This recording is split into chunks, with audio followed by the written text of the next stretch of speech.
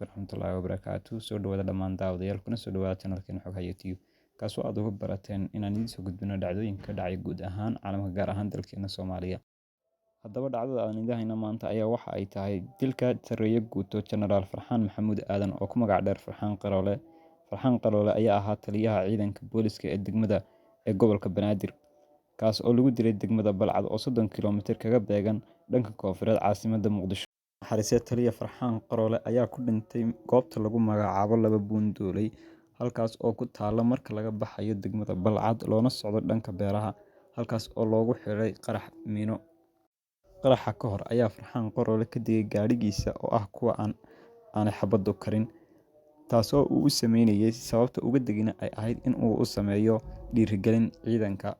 Taliya Farxaan Qaroole ayaa waxa uu ka mid ahaa taliyayaasha ka howlgelaya howlgalka lagaga sifeynayo Al-Shabaab deegaanka Basra. 20 Diseembar ee sanadkii hore ayay ahayd markii xukuumaddii xilka ka degtay ee uu hogaaminayay madaxweyne Farmaajo ay siisay xilka darajada Sarreeye Guuto.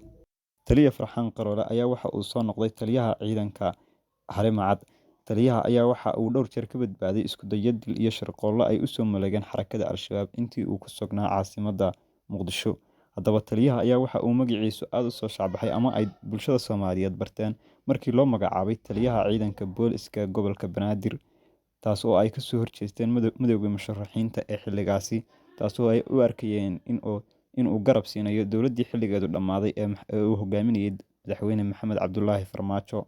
Haddaba xilligaas ayaa waxa uu kelmad u jeediyay Xasan Sheekh oo uu u jeediyay taliya Farxaan Qaroole ay caan ka noqotay dhanka baraha bulshada ama Soomaalida dhexdeeda.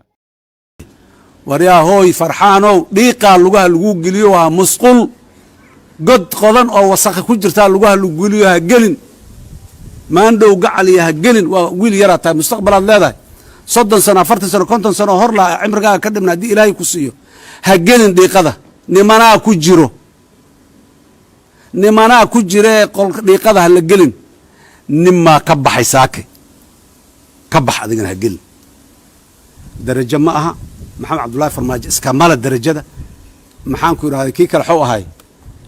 xijaar iska male darajada qaanuuna iska leh sharciya leh